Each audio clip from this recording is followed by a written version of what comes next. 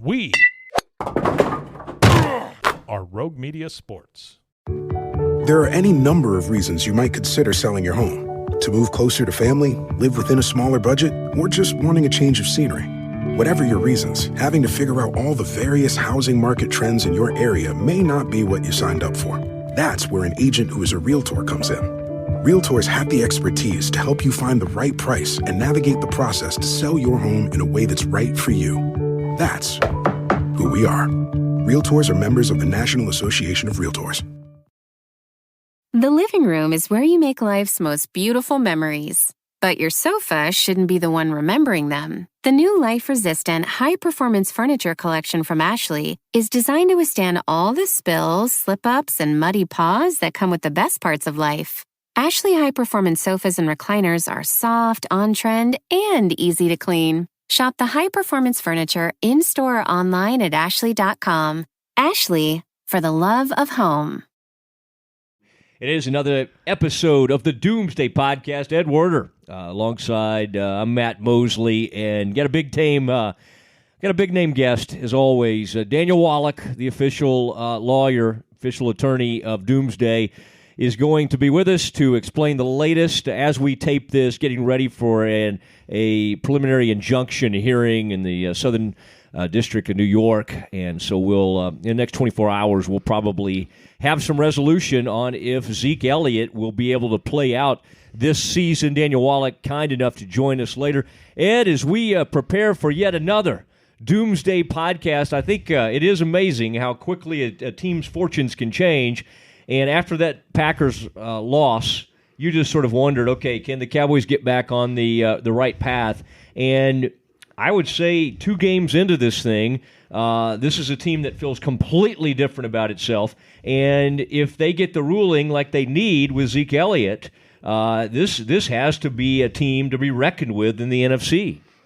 Well, I think they're fortunate in the schedule while putting them on the road consecutive weeks following that Packers loss at home, pitted them against one team that was hopelessly overmatched in the winless San Francisco 49ers, a game the Cowboys completely dominated. And then they had the good fortune of being on the road in a division game against the Washington Redskins, who were coming off a Monday night game that they lost against the Eagles, so they were playing on a short week. Let's be honest, this was an injury devastated football team that the Cowboys played yesterday. The Redskins started the game without 3 offensive line starters. People forget that their number 1 pick, Jonathan Allen, the defensive lineman, so disruptive on the interior, has been out now for a couple of weeks and will miss much of the season. They played without the starting cornerback and Brashad Breeland. So even though they got Josh Norman back, this was a team that the Cowboys should have handled. And for quite a while in the first half, I thought we were going to be talking about an unconscionable Cowboys loss. Yeah. But I think, they did prevail in all 3 phases of the game, the most important being that they were able to dominate yet another opponent with their run game, which really seems to be in sync right now. All right, we're all going to get all into this as we go. Ed Werder will continue to discount any happiness any Cowboys fans might have had after that win yesterday. Let's get going. Please play the music, tell the truth Frito. here. This is the truth. Tell the truth. All right, let's go.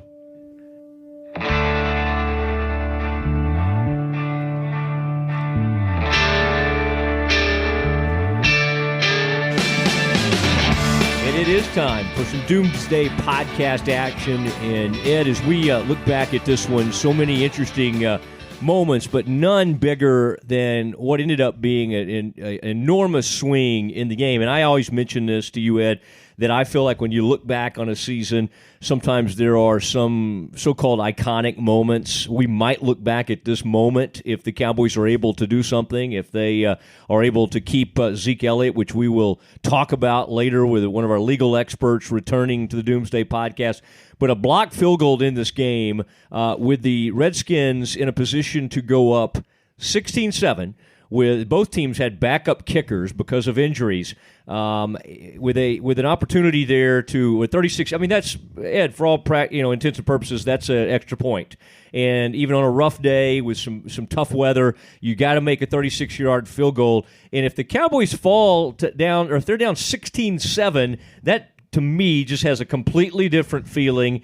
And there comes Crawford's big old paw to knock that ball down. If he didn't get it, I believe David Irving would have, and it changed the complete complexion of the first half in that entire ball game. Well, I think we knew, and I know the Cowboys talked a lot about, as they prepared for the game in Washington, that the weather forecast suggested a potential wet field, rain throughout the game, all of which materialized, and they felt that was going to play to their advantage because they were going to feature Zeke Elliott and the run game, and that's what you do in those kind of conditions. But we didn't know that not only would that be a factor in that particular phase of the game, but that the Redskins would struggle most of the day with their holder taking the snap. I mean, he's almost like Tony Romo times 8 in Seattle, right? He bobbled and mishandled almost every snap on those placements.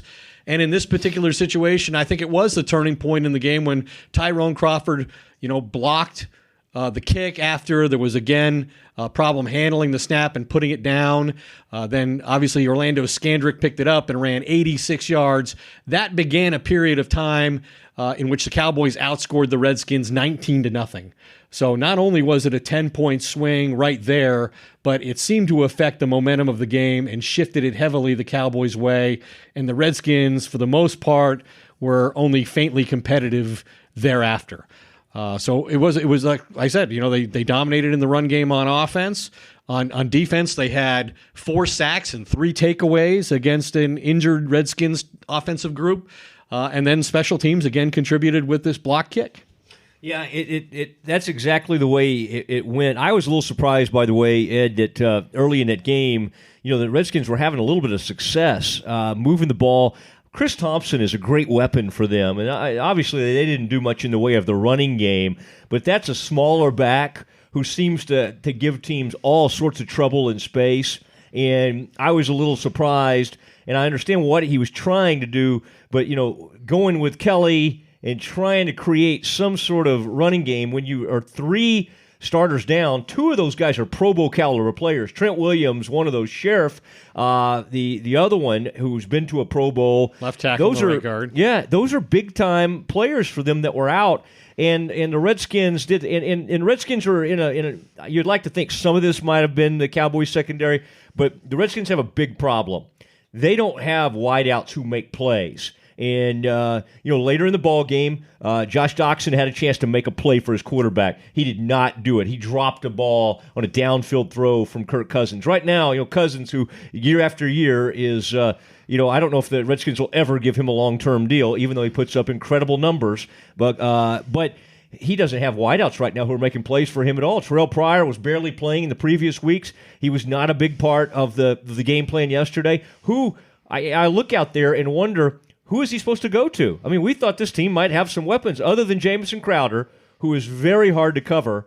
There's no, wideouts. I mean, Doxson was great at TCU. He's doing nothing for them. Terrell Pryor's doing nothing for them. That's a team that I don't even quite honestly know how they've put up the numbers that they have. It's probably because of those tight ends and Thompson. Right. It's a unique situation because the Redskins obviously in their scouting department failed in their evaluation, or so it's suggested, with their putting a first-round pick on Doxson, and then they went out and signed Pryor to replace Deshaun Jackson and Pierre Garçon, who were both allowed to leave in the offseason. So the Cousins is now reduced to relying on his running back and his 2 tight ends, and then they lost one of the tight ends. Jordan Reed went out in the middle of the game too. So this was a situation where the Cowboys' corners and secondary, for the most part, weren't going to be tested, with the exception of whoever the safety was going to be involved in covering the tight ends, which turned out to be Byron Jones. But they were going to test the linebackers and the safeties in this game. They weren't going to get the perimeter players all that involved, and obviously that played to the Cowboys' advantage with their linebacker core back at full strength. One thing I would try to do right now as we continue to talk about this Cowboys defense, I go back and forth on these things. Do you when a guy's having a career year, but he's had some back injuries, do you take the Cowboys have been known, Ed, you've seen this happen over the years, to reward a guy or get a deal done during the season. It does happen from time to time. If there was any way in the world you could get some sort of team-friendly type deal with DeMarcus Lawrence based on that he wants to be here, I would think about doing something like that. But otherwise, you just keep watching this play out. And Ed, the combination of David Irving and DeMarcus Lawrence, I mean, you talk about how much difference a couple of weeks can be. With the return of David Irving over the past 3 games since he's returned from that 4-game suspension to start the season, I believe that this has become one of the best pass rushing duos in the NFL, and I think the numbers would bear that out. And I think about Bosa, whoever basically you put up beside Bosa right now. Melvin Ingram. Melvin Ingram obviously is a great player, but this is one of the most potent pass rushes, and we wondered, is this Cowboys defense going to do anything outside of DeMarcus Lawrence? I can't recall. When we waited for a few years ago for Greg Hardy to come back and wondered, okay, what's his impact going to be? And it really never ended up being that great of an impact. David Irving's impact, these are both players right now that are on pace to end up in the Pro Bowl. Okay, well, let's keep in mind, first I'm going to say this.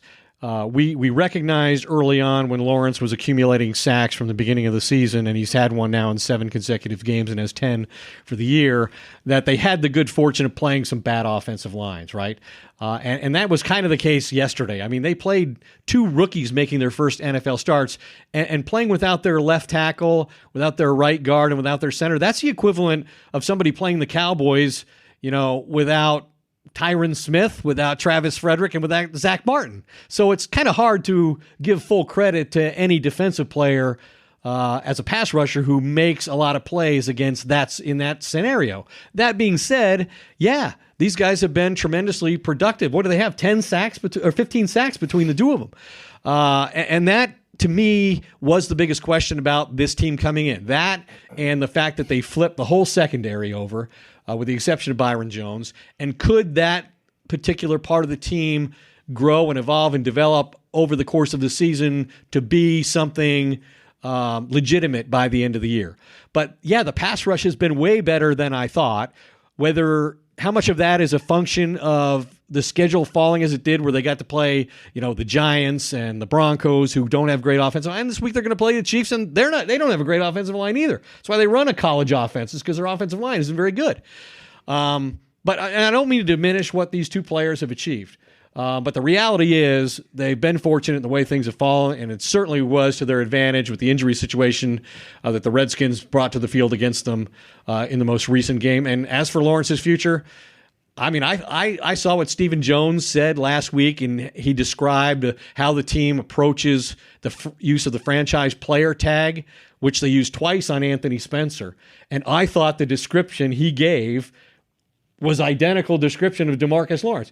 You're trying to keep a guy who's a young player, who's had some great statistics, who indicates he could be a franchise-type player, but has had some injury issues that prevent you from wanting to fully invest tens of millions of dollars in him.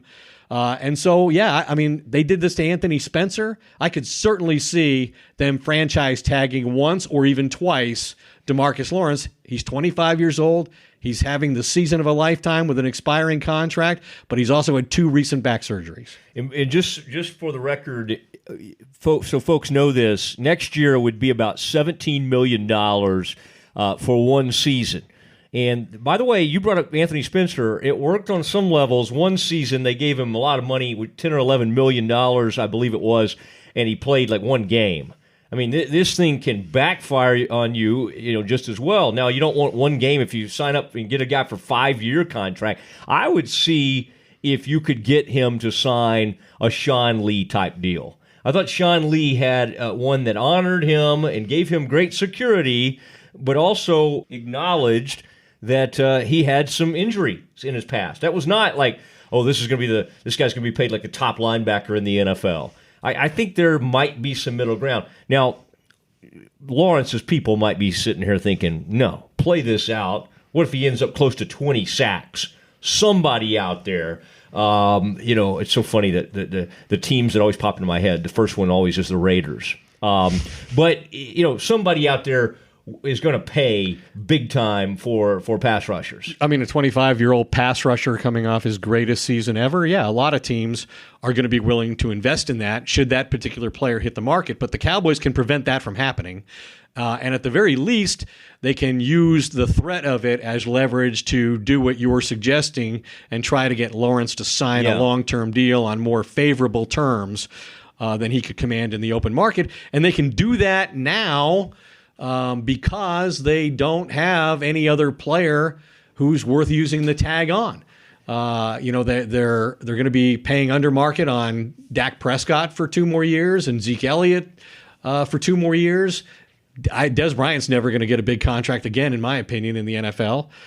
So I don't think there is anybody else that they need to save the tag for, and he seems perfect for this particular scenario. By the way, I was just sitting here as you were saying that, thinking about teams over the years that have paid huge for a pass rusher. You could if free agency, you go all the way back to Reggie, the biggest one of all, Reggie White back in the day. But then when you really go over it, I guess Peppers, had a tremendous impact when Bruce you signed Smith. him.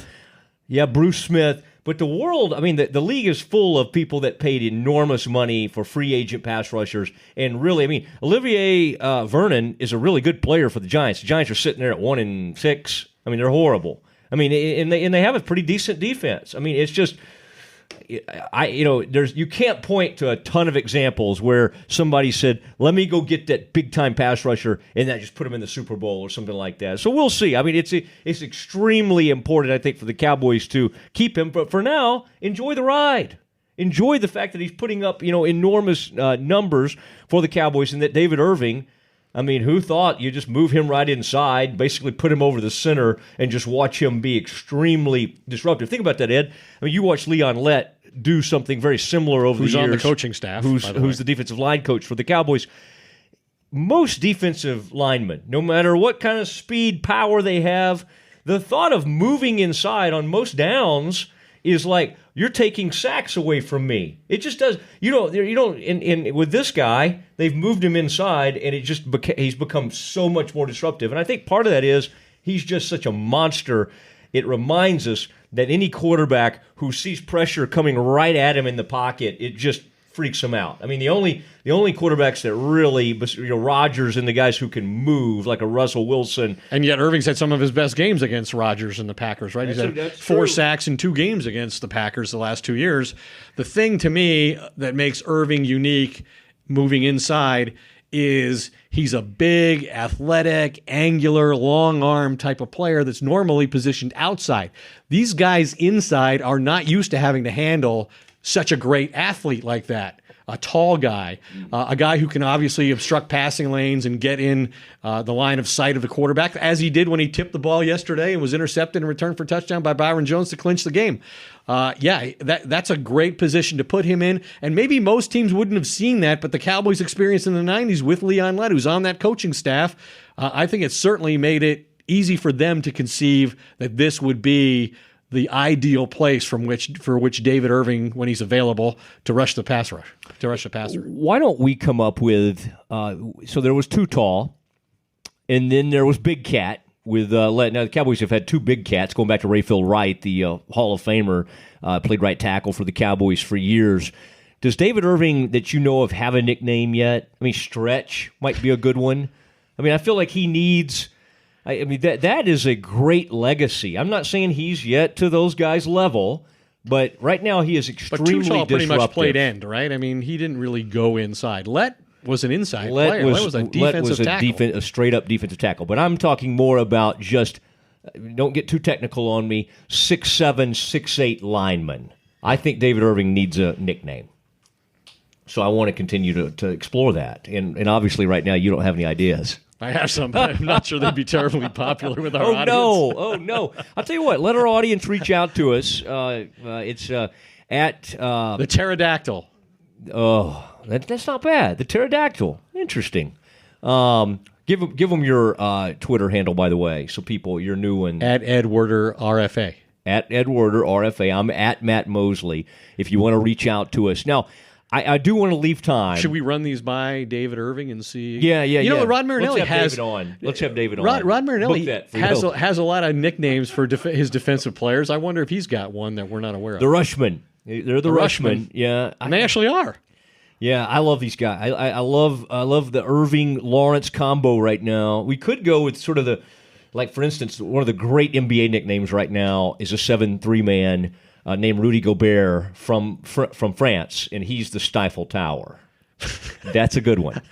We need something that creative for David Irving. So we'll continue to put that out there. If you got some ideas, let us know. And I want to leave time, Ed, or I want this to, you've got a lot of extensive notes over there. I want us to leave a little time to talk about Jerry's latest. Jerry was mentioned in an ESPN The Magazine story, Don Van Natta and Seth Wickersham, in that one. And then there was a Mort report that comes out yesterday morning before all the games, and that's basically Jerry versus Roger Goodell. Peter King has that too, saying a source telling Peter King that Jerry Jones is on a mission, that he is miffed about Goodell implementing the 6-game suspension on the Cowboys' best player, wrongfully so in Jerry's mind, and Jerry doesn't. He wants the players to be forced to stand for the anthem. And he's not getting his way on either one of those things, and so now he's turned vengeful, according to these sources, and wants to either oust Roger Goodell as a commissioner or deny him this lucrative new extension that seemed in the offing and put him on the thing Jerry loves most of all, the incentive plan. Jerry wants everybody to be on the incentive plan to earn their money. Have you seen some of these contracts he's given out over the years? These are not all incentive based, but I do kind of like what he's doing. Now, since you started talking about it, and that was good to explain, let's talk about it right now. Jerry is in that one article on the ESPN, the magazine that came out. I thought Jerry kind of looked bad. It looked like the way it was represented there, and that's the one, by the way, that Bob McNair had the quote. I saw Wickersham, by the way, saying, we had a lot of nuanced reporting, and nobody's talking about that. Seth, if there's an explosive quote, it doesn't matter if you write 500 inches, that's what people are going to talk about it. The inmates are running the prison or whatever, a statement that Bob McNair, that's the way it works. And, quite honestly, you just got to be pleased when people are going that crazy over your work. So in that article, I thought Jerry came across as almost like some owners were getting jealous of him, is the way it was sort of framed, and that they were a little tired of him running everything, and that maybe they were kind of rising up against him. And I'm talking about to do with the protests and some other things that had come up. Then this latest report from both Peter King and because Mort, Jerry was the only owner to issue an ultimatum to his players, as he did after the Green Bay game. Correct. Stand or sit out the game. And while which inflamed the situation all over. I think you're right. And while Dan Snyder apparently was heard muttering, Jones has it right. Jones knows what he's doing. A lot of the owners were, and John Mara was up front. He walked out of there while Jerry kind of ducked out the side room. And in some sense, I think Jerry's more strident stand of let's make them all stand up, that was sort of voted against. So Jerry, for a brief time, looked like he had lost a bit of standing. But then this latest report, it looks like he put together a conference call of 17 owners, none of which apparently were the people on the compensation committee. Poor Arthur Blank's trying to run this contract extension, and he's got this committee. Jerry's like the ad hoc member of this committee. And one of the reasons that Arthur Blank and the others who are on the official committee consented to allowing Jerry to try and influence them from the outside was they didn't want him as a dissenter to be creating a big disruption outside the group and threatening the group, which now he clearly seems to be doing exactly that. Now people will tell you at the ownership level that Jerry is not as influential as he thinks he is. We may be about to find out just how influential he is at the moment. Nobody seems to think that he can get the 24 votes that are necessary to deny Goodell this contract extension or to oust him from office. But if he's got 17 guys on the phone talking about the possibility, That puts him a lot closer than maybe Roger Goodell would be comfortable. It's hard for the commissioner to operate when half of the league's owners oppose him and what he's trying to do. And I think a lot of people think Jerry's being duplicitous here because, he supported Goodell, very publicly endorsed him, and justified the Tom Brady suspension. But now when his player is the guy who's being suspended, all of a sudden Jerry wants to fire the commissioner, or that's the perception.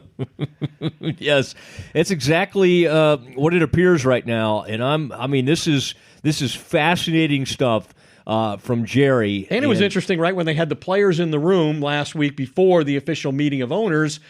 There were I can't remember how many owners, but there was a significant number of owners in the group meeting directly with the players and the front office, including Roger Goodell. Jerry was not in the meeting. Jerry was not invited to that particular meeting because of the stance that he took is so unpopular with the players that they thought it would result in him being a negative influence in trying to get something productive done. Meanwhile, in what they thought was some sort of private privilege meeting, Bob McNair makes a statement. And if I'm Roger Goodell, the thing that concerns me the most about that story and the one before that, somebody who stands to benefit is taping these conversations among owners and passing them out. To me as a reporter, there's no way you could ever recreate to the degree that Seth and Don Van Atta have a circumstance in a meeting involving that many people, quoting people specifically and in certain orders without having been provided a tape recording of those meetings. So to me, somebody is leaking this information to the detriment of somebody, whether they're trying to undermine Roger Goodell or they're trying to promote Roger Goodell or they have some other agenda. It's pretty clear to me based on the detailed reporting, the order of it, the accuracy of it. Like Bob McNair didn't come out and say, I was misquoted. Did he? No, he didn't. Because he knew there's a recording of it. Now, I don't know who would record it, if some owner is doing it secretly, but in most of these executive session meetings, there's only one person per team allowed in when they vote. It's interesting you say that. I would disagree on one point. I think that we've seen some reporting over the years that indicates, to me at least, Comey, you might remember Dick Comey. He records a lot of everything, and what he would do would leave these meetings with Trump and whoever else, and he would write these memos down immediately and try to have everything word for word for what happened in there. I think somebody is getting on the horn and immediately spilling their guts to everything. I have a hard time believing that somebody puts their phone out there. First of all, I don't even know if they have voice recording, some of these owners on their iPhones, and actually recording that and then giving that to the reporters. Well, I don't know if the league, as a matter of business, records these meetings themselves for whatever purpose that might serve. But it wouldn't be hard for an owner to have his phone in his pocket and be running a recording, or somebody who accompanied the owner into a meeting like that. Like I said, I can't imagine. The league, by the way, famously destroyed a bunch of Spygate tapes. Yes, they're pretty good at getting rid of things. So this is just my theory. And I'm very respectful of the incredible job that these two former colleagues of mine have done, or ours have done, in recreating and almost putting you in the meeting. I mean, the detail, and like I said, the organization, and the fact that not one owner in either one of these stories has ever said, that's wrong, that never happened, that person was misquoted, that was never said. I mean, the accuracy of it and recreating something that complex that requires that amount of time, and you can report it with that level of confidence, that has to come directly off a tape. Well, it is. It's gonna. We'll continue to see how this plays out. But that same reporting duo, they're the ones that had all this stuff on Iger and all the Los Angeles stuff. I mean, they put together. So somebody's giving them some. They're doing some good reporting. And Don Van Atta did write a very favorable, lengthy profile of Jerry Jones a couple of years ago, and his now we all know he drinks Johnny Walker Blue. Yeah, and Jerry has been known to say there are only like a couple of people that he would let write a book, or I forget exactly how it goes. But now Jerry has charmed all of us at some point, so I shouldn't go into that. But I do think they struck up a pretty good relationship. You're not saying that Jerry is responsible for any of these stories? These details. Oh my gosh! I mean, they specifically said said Jerry would not be quoted. Yeah. I think sometimes, Ed, I'm told as a reporter you can get stuff on background. Okay, one thing I would like to do before we move on, I want to talk about the offense a little bit. Harry's razors. Thank you. By the way, right now I've kind of let mine grow out a bit. One of the reasons I do this is because it's always so nice to get my ergonomically built razor. It's orange. There's the one they make right now.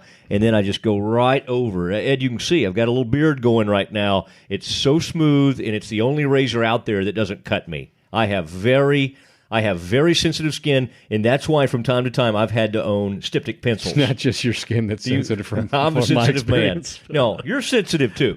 But a styptic pencil. Have you ever had a styptic pencil? You know what that is? I can't say that I do. That's how you kind of chalk yourself up a little bit. Harry's is so confident you're going to love their blades. They'll give you a free trial shave set for free when you sign up at harrys.com/doomsday. All you do is pay for shipping. It's a great shave at a fair price, which is why over 3 million guys have switched to Harry's. It's got that weighted ergonomic razor handle, 5 precision-engineered blades with a lubricating strip and trimmer blade, rich lathering shave gel, and Ed, a travel blade cover. I don't travel anymore. Ed, that's not true. Westwood One will be sending you out soon. I'm going to be begging American Airlines to allow me to retain my status. I've seen you fly to London before just to maintain your status. To get your free trial set, go to harrys.com/doomsday. That's DOOMSDAY. Do it right now. That's harrys.com/doomsday. Okay, Ed, we've had a lot going in this episode, and we still have to get to Daniel Wallach, who's going to weigh in on today's hearing in federal court in New York. I believe that's Judge Falia is how we pronounce her name, and she becomes either the, fourth or fifth judge who's been involved in this. My personal favorite, Judge Amos Mazant, who went to Baylor Law School, same law school I once attended. Ed, on the offensive side of things, once being the operative word there for the Cowboys, briefly I attended there. It was a reminder of what this thing can look like when the offensive line is rolling and Zeke Elliott is doing his thing. And if you look at Dak Prescott, numbers don't blow you away at all. Throws for 14-22 for about 143 yards. But, Ed, this thing worked like a charm. They churned up the yardage. And I feel like right now they're treating Zeke Elliott much like they treated DeMarco Murray. Zeke, don't really care what you might be doing when you're age 27, 28. For now, we're going to get our pound of flesh, and we're going to get 33 carries out of you for 150 yards and a couple of touchdowns. You go. It's pretty much what Jimmy Johnson did with Emmitt Smith. It's what the Pittsburgh Steelers are doing with Le'Veon Bell right now. It is what the Cowboys did with DeMarco Murray. I think the thing that was impressive about Zeke Elliott was, he fumbled on his first carry and lost the football yet again to the Redskins. He's only lost 3 fumbles in his brief career, and 2 of them have been against the Redskins. But he overcame that, and I think the offensive coaches would tell you that his patience and his demeanor is really crucial to his success, and that he's a great competitor, but channels it really well if he makes a mistake, which is huge for such a young player to have such a significant role as he does. I mean, he has run for 290 yards and 5 touchdowns, and scored 5 touchdowns in the last 2 games, as the Cowboys have become one of the most dominant offensive teams in the league over the past month. To me, that's why he's such an irreplaceable guy. And to me, this court decision that will be made this week that determines whether he continues to play for the rest of the season or not could provide the Cowboys their biggest victory of the year, because to me, they're a Super Bowl contender with him, and he's a potential league MVP, and without him, they're done. I mean, you're already 2 games behind the Philadelphia Eagles in the division with 2 games yet to play. You're going into the hardest part of your schedule with Kansas City starting this week, and then you've got Atlanta, and then Philly. They got to have him, and if he's not there, their defense gets exposed. And even though they have veteran running backs behind him, I don't think they can perform at the level that he does. It's a great thing you just brought up. To your point, there's no running back in the league right now. Adrian Peterson was that guy for a few years with the Vikings. He's the first running back since Adrian Peterson, and let's not act like those teams did anything. I mean, they made the playoffs and got beat by the Eagles, as I recall, in a playoff game. Those Vikings teams, while Adrian Peterson was great, I don't think we have a lot to compare this to. He is in the MVP conversation, and every year in, year out, Tom Brady's always going to be in the top 3 or 4 for the MVP. But even in this, like you say, even over these past couple of games, just watching what he does for this team, I do think he's in the MVP conversation. Last year, we were trying to figure out, Ed, was it Dak or was it Zeke? Who was kind of the rookie of the year? Who should be the MVP? I think this year it's become very obvious that it's Zeke Elliott. Now, one more point I want to make on this offense, and I know you've got a couple of other things you want to bring to the table as well. Dez Bryant, we're back to Fox capturing all his histrionics on the sideline and holding up the two. First of all, the histrionics weren't what the histrionics were when he was at his worst in Detroit a couple of years ago when he was disrupting a sideline meeting between Romo and Scott Linehan, the offensive coordinator. Yeah. No, but he was seen on the sideline gesturing with 2 fingers to to Derek Dooley, the receivers coach, to Scott Linehan, the offensive coordinator, to Jason Garrett. And I thought the most significant, and we don't know what was said, right? But we thought it was about the targets. Because he had 2 targets at the time. He apparently has claimed that he was going over the defensive coverages that he was seeing. Apparently he doesn't trust that these experienced coaches and the quarterback know what they're seeing, that only he knows. So what is he saying? This cover means 2? Too deep. Too deep, cover 2. Cover 2. I think it was probably, now he may have come up with that. I did, they handle him, the way it's interesting to watch, he was hollering. I thought Dak does a pretty good job, and they noted that on the broadcast of just kind of calming things down, and then when it's appropriate, just kind of moving on. And Garrett will kind of listen to him, but sort of be like, okay, kind of dismisses it, right? Yeah, move on about your business. I think it's always been, and it used to be. We used to watch T.O. on the sideline going off on the wide receivers coach or I don't know if Michael Irvin on him on Hubbard Alexander. Hubbard. Yeah, that's sort of their position, is to whoever is the so-called sort of diva or star wide receiver to sort of get that earful so that other coaches and players don't have to hear all that. Dooley's that guy right now. So listen, if they win in the end, I do think Dez has become more of a team player. And so, yeah, he's not going to be happy week after week with 3 catches for whatever it is, 36 yards. But he did have a big third down catch in the game. Correct. In the game toward the end of the game. Clearly he's not producing at a level consistent with being a franchise player, which is what he's paid to be. He doesn't create separation like he did before he had all these injuries. He's gone, 14 regular season games without a 100-yard receiving performance. But I will say this. I think what he did in previous years on the sideline in the regard that we're talking about was disruptive and potentially damaging. I don't think what he did in this particular game from what we saw came anything close to that. And I like the fact that Dak stands up to him, right? Dak, and I think Aikman kind of alluded to this in the broadcast, but even last year, Dak made it clear to everybody that the huddle belonged to him. And anybody has any complaints about who's getting the football, just come to the quarterback. So he's made it clear that he's got full autonomy and full charge of what happens on the field from an offensive point of view. And I think if you talk to a guy like Linehan, he'd tell you that this guy's maturity level is just off the charts, that you just don't see the level of respect he's earned from veteran players in a young quarterback very often. But he's a very mature player. And I think Linehan would tell you he's the most unselfish quarterback that he's ever coached, and wise beyond his years. And that's why we're happy that he's the official quarterback of Doomsday. And we had that one-on-one with him, which, Ed, I know you remember at the sort of in the back of a high-end jewelry store in Dallas. David Yerman, I don't mind mentioning. Love the Yermans. We met Mr. Yerman. I mean, the guy himself was in town. I like that guy. That was David, right? Was David that David Yerman himself? Yes. Hey, there's one note at the bottom there. I was cheating off your notes there a minute ago. Will you read that? I mean, that is a right down here. Okay. That has to do with Zeke Elliott, because that this player is one of the great heroes of my sports life. Only Earl Campbell has rushed for more yards than Zeke Elliott in his first 22 NFL games. And to broaden the perspective of greatness, Elliott, in his 22nd game, has 21 rushing touchdowns.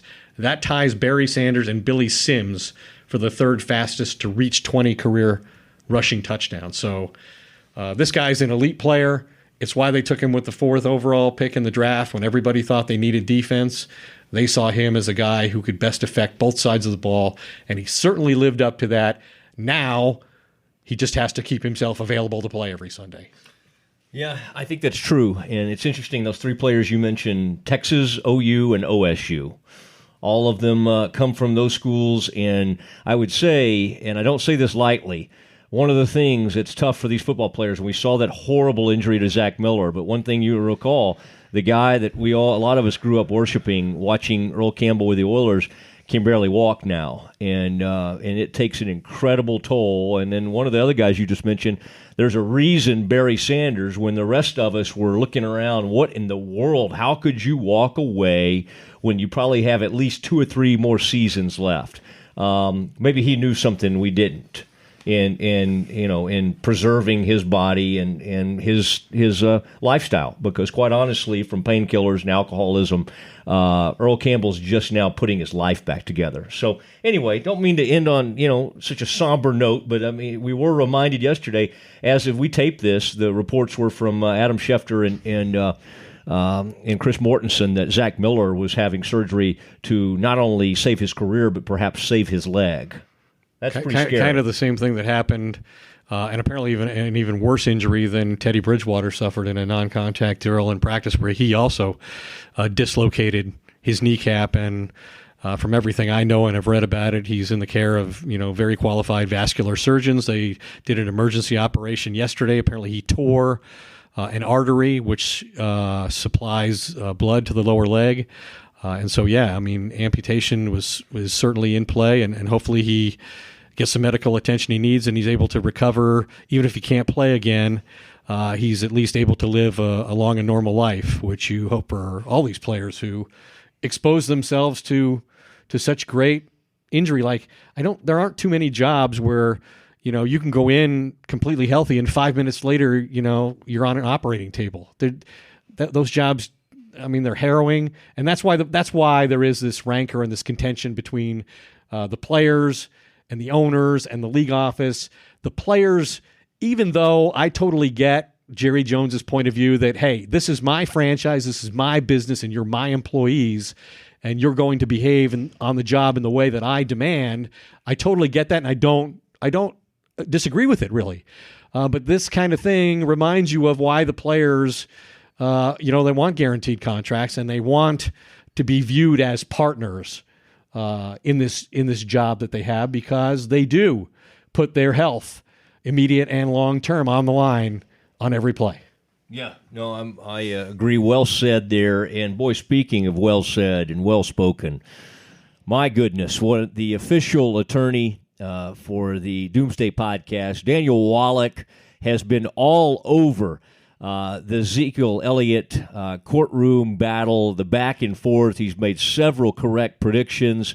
And with a hearing for 5 o'clock Eastern, 4 o'clock Central scheduled today in federal court in New York, it is time to bring Daniel Wallach back onto the show. The official attorney of Doomsday, and boy, there's been a lot of attorneys that have sort of battled. We're bandwagoners, and sort of whoever's getting stuff right, we generally jump on that bandwagon, and it is Daniel Wallach returning to the Doomsday podcast, Matt Mosley with Ed Werder, of course. And Daniel, as we sit here taping this on Monday afternoon, we are only a couple of hours away. 5 o'clock Eastern will be this hearing for a preliminary injunction order, and that is in front of Judge Fela there in New York. Now, You've had a lot of good stuff on Twitter. Basically, as we get closer, by the time we put this out here in a couple of hours, it'll be right about time for the hearing. What are you expecting, and what do you think Judge Fela will be sort of considering and using of all the rulings from the past as she gets ready to make a decision? Okay, well, first off, Matt and Ed, thank you for the promotion.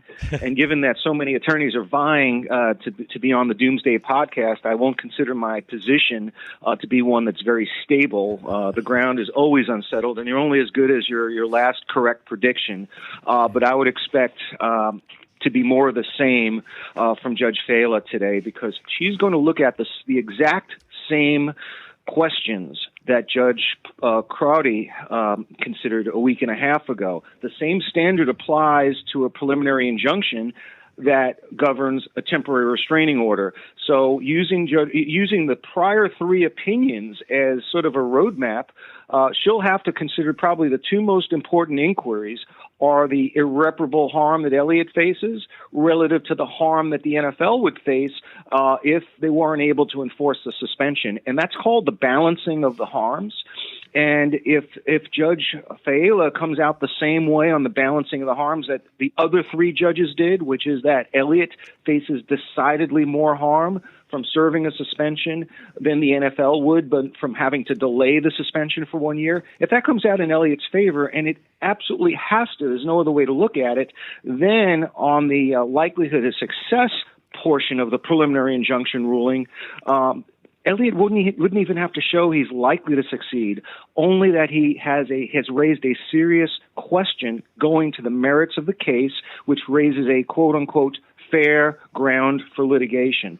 That is an important, very important step down in the threshold that Elliott needs to sustain here today. So because he faces much more harm than the NFL, he doesn't have to go all the way and show that he's likely or virtually certain to win. And I think that's going to be outcome dispositive today. And Judge Fela should rule in a manner very consistent with her colleague, Judge Crowdy, who's a very well-respected senior judge in the Southern District of New York. When this ruling is made, do you expect the outcome, regardless of the decision, to determine once and for all whether Zeke Elliott plays the rest of this season for the Cowboys and avoids a 6-game suspension? Absolutely, and here's why. In Texas, you might recall that the NFL went to the Fifth Circuit right after the preliminary injunction ruling from Judge Amos Mazant and asked the Fifth Circuit for a stay of that injunction. But the reason the NFL was able to make that make that motion was they had serious questions about the subject matter jurisdiction of the Texas court. The jurisdictional issues don't exist in the Southern District of New York. This is where the NFL believes the case should be filed. And I don't know if the NFL, and I'm very skeptical that the NFL has a shot at getting a stay of the injunction because of the lack of irreparable harm to the league and certainly a ton of it to Elliott. And that's the very reason the NFL didn't seek a stay of the ruling in the Deflategate case and went to the full merits of the appeal. So I believe that if Judge Fela enters a preliminary injunction in favor of Elliott and the NFLPA, that will solidify Elliott's status for the balance of the season. The only thing that could possibly change it would be if the NFL asked for and received an emergency stay from the Second Circuit. And I don't think they're even going to ask for one, given the irreparable harm issue which stands in the way.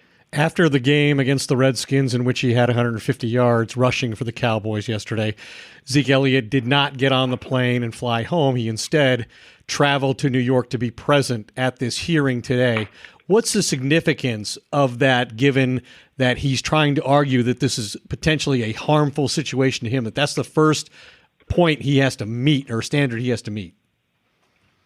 Yeah, I mean, it's always a smart move for the client to be present during an important court proceeding. If Elliott and the Players Association are going to claim irreparable harm, you want to be able to put a face on that argument, and the optic of Elliott being present, whereas Roger Goodell is not present, I don't think it makes a difference in the outcome, but it is certainly symbolic, and it makes a very strong presentation to the court that if your client is arguing something so severe as that the harm would be irreparable, I think it would be advisable for the client to attend the court proceeding, particularly since it's a day off. It's a no-brainer. And just as Brady attended some of the earlier Deflategate proceedings, although he did it under a court order, I think it's very smart tactical strategy to have your client sitting in court. I mean, every time I argue cases, appeals, or any important extraordinary motions, the clients want to be in the courtroom. I don't have to drag them. They're ordinarily there because they have an interest in the outcome. And if Elliott has an interest in this outcome, and of course he does, and he's claiming irreparable damage and harm to his reputation and to his ability to achieve certain goals, he better be in court. And I think it's a smart and the only move for Elliott. And one last thing I had for you, when you see Jerry Jones come out and basically say, and he was very strident in saying that nothing has, that Zeke has done nothing wrong here. And he's sort of said this all along. By any standard, Jerry said. Yeah. He's done nothing wrong. Has in no way, by any standard in this country, done anything wrong. He's done nothing wrong. Is that, when as an attorney and someone who, when you hear that and knowing all the testimony or the police records and some of the stuff that's already out there that we've all read about Zeke, is this helping Zeke's cause in any way? Are you surprised that Jerry would come this strong, or is it just Jerry's feeling a win coming on and this is almost sort of Jerry's touchdown dance? Well, using an NFL draft analogy, in legal circles and in the judge's viewpoint, Jerry Jones would be the equivalent of Mr. Irrelevant. Okay, his opinion on the guilt or innocence of his employee has no sway with the court, has no factor or credence in the outcome of the case. This case and the lawsuit challenging the arbitration award was predicated not on the guilt or innocence of the player, but it highlighted shortcomings in the procedures afforded to Elliott during the arbitration proceeding. It's a fundamental fairness argument, not one that is designed to vindicate him on the merits. This has never been about the merits. The challenge is focused entirely on whether he was deprived of fundamental fairness through the exclusion of certain evidence and testimony. It's a different issue, and it's an entirely different consideration. So what Jerry Jones has said about his player and that there's no evidence, it doesn't matter. It doesn't add weight or take away any weight. It's a non-factor. What's your view on the likelihood of a settlement between the NFL and Elliott to put an end to all of this one way or the other? Do you see that as favorable to both sides at some point, or do you? I did. For a while I did, because I thought that there was a middle ground. Maybe a 2-game or 3-game suspension. But now that we're this deep into the NFL season with, only, I think there are 9 games remaining, the Cowboys are going to be in a dogfight for both the playoffs and for playoff positioning. I don't think there are games to give here. And if Elliott would probably want to have this if he were to take a reduced suspension, I think he probably and the team would want to look at next year. And the NFL certainly wouldn't want to get its pound of flesh a year from now. The NFL wants to have the suspension served right now. And they weren't reasonable in dealing with Brady and the Players Association during the Deflategate. If you recall, Judge Richard Berman ordered the parties to appear before a mediator to try to resolve the matter amicably. And under a court order, they couldn't reach a settlement. So without a court order mandating this kind of mediation, I don't see the league and the Players Association striking a deal, particularly since all that bad case law is already out there from Judge Mazant, Judge Crotty, and the dissenting opinion from Judge Graves. You can't unscramble the egg. If there was a way that Elliott could serve time, a reduced suspension, well, the NFL would certainly want to have those prior orders eliminated or vacated. And I think if you settle now, those opinions remain there for use in future cases potentially. So that's why I think it's too late for a deal. Do you think, last thing, Daniel, that we could get that sketch artist who did Tom Brady to do Zeke Elliott? I feel like that's the only thing we're missing right now. Yeah, Jane, the immortal Jane Rosenthal. Oh, okay. Yeah, I mean that was Deflategate, legendary stuff. What a horrible sketch that was. We have Chris Morris. We'll loan out Chris Morris if the NFL needs a sketch of the courtroom. We should have him for this podcast today do a sketch, like a sketch artist rendering of Zeke. Well, if we paid him any more than we're paying our current guest, we probably could impose upon him. But since we're not, we'd have to ask it as a favor. The funny thing is, we're going to have the same courtroom sketch artist because she worked in the federal courthouse in New York for the Southern District of New York. And they're not just sketch artists assigned to a particular judge. They are the sketch artists that work out of the court, and she's in the pool of sketch artists. So, this will be her redemption. Or not. or it'll be confirmation of that's the kind of artist she is. Yeah, exactly. Well, Daniel, thank you so much for everything you do for us, and I know you'll be all over this afternoon. Now, give us just a quick timetable. If you were to guess on when we'll have a ruling, would it be within 24 hours, 48 hours? What's your best guess on that? By the end of the day, Tuesday. Remember, Judge Crotty promised the parties that he would issue his ruling on the TRO by the close of business the same day. And that was also a 2 p.m. or it was a middle of the day hearing, and he got an order out 8:30 p.m. I think given the fact that we're dealing with a 5 p.m. Eastern time preliminary injunction hearing, which will go into a little bit more time and detail than the TRO hearing did, I think we're looking at some point during the day on Tuesday. But it would not be out of the realm of possibility for Judge Fela to burn the midnight oil and issue a ruling late tonight. But I don't see any major advantage for her to provide one Monday at midnight when she could take the night, make sure all the I's are dotted, T's are crossed, and get it to be airtight, because this is going to be appealed. If she enters a ruling in favor of Elliott, the NFL will take an appeal to the Second Circuit. So I think from her vantage point, it's more prudent to get the ruling correct than to rush it out artificially, because if she denies the preliminary injunction, there's no imperative for her to do so Tuesday at 4 p.m., whatever the NFL rules require. Whenever she issues that ruling, if it does go against Elliott, the league would be free to suspend him, even if it came Thursday or Friday. But I think given past precedent of how quickly the courts in this case have issued rulings, I think we're looking at 1 to 2 days max. All right. If this thing gets to the Second Circuit, by the way, I'm going to come. We're going to meet. You and I will meet at the Second Circuit, and I'm going to take you to dinner. Okay? Are you paying? We'll talk about that That's later. A great question to ask, even when he does extend the invitation. He did make it seem like you should expect that he was going to cover the check, but you're smart to ask. It's on Doomsday. It is on Doomsday. Yeah, could McCann come too? Of course. If he gets something right. I'll buy McCann's portion of the meal, even though apparently I'm not invited. But you guys go. You guys all have a good time. Well, I'll be there, my friends, but it will likely be an argument in the winter. There's very little chance the Second Circuit will tee this up for oral argument this season. I mean, even if it's expedited, we're probably looking at appeal that will be briefed in the early part of 2018, and you'll likely see an oral argument in the March-April time period, just like the Brady case. All right. I may be in Palm Desert. And you're down for lunch. Count me in. Yeah. I think it was actually dinner if you want to. Yeah. You want to really, dinner. Yes, dinner. Lunch would be too fast. We're going to be in court. Too inexpensive. You're on. You can pick any place. Thanks very much, Daniel. We appreciate it.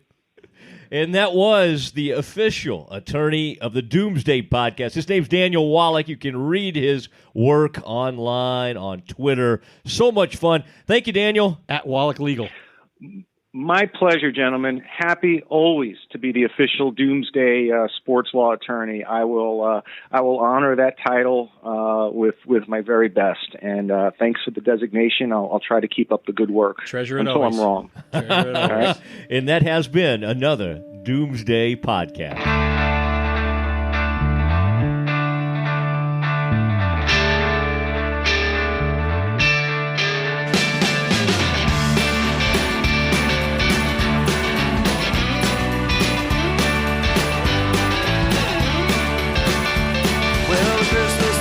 Shining, stockings have been hung.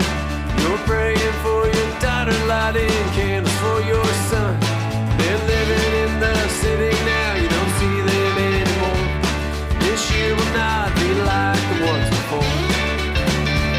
And the streets are all but empty, the bars have all shut down, and it's hard to find a friend inside this godforsaken town. That emptiness, it feels from your head down to your toes. I'm sorry, baby, that's just the way it goes. Once you were a young girl with lovers by the score, money by the handful, you never wanted more. But they tend to leave you as time has its way, and they leave behind little mouths to feed and raise. And the days go by so slowly when it used to go so fast. Whiskey does not taste as good when you only pour one glass. It's one thing falling in love with a house, picturing yourself moving in and calling it home, and quite another navigating the world of price negotiating, mortgage lenders, and finding the budget that works best for you. An agent who's a Realtor can make understanding that world easier. Realtors have the expertise, access to proprietary data, and tools to help you get from imagining living somewhere to actually doing it. That's the kind of help we can provide. Because that's who we are. Realtors are members of the National Association of Realtors. The living room is where you make life's most beautiful memories. But your sofa shouldn't be the one remembering them. The new life-resistant, high-performance furniture collection from Ashley is designed to withstand all the spills, slip-ups, and muddy paws that come with the best parts of life. Ashley high-performance sofas and recliners are soft, on-trend, and easy to clean. Shop the high-performance furniture in-store or online at ashley.com. Ashley, for the love of home.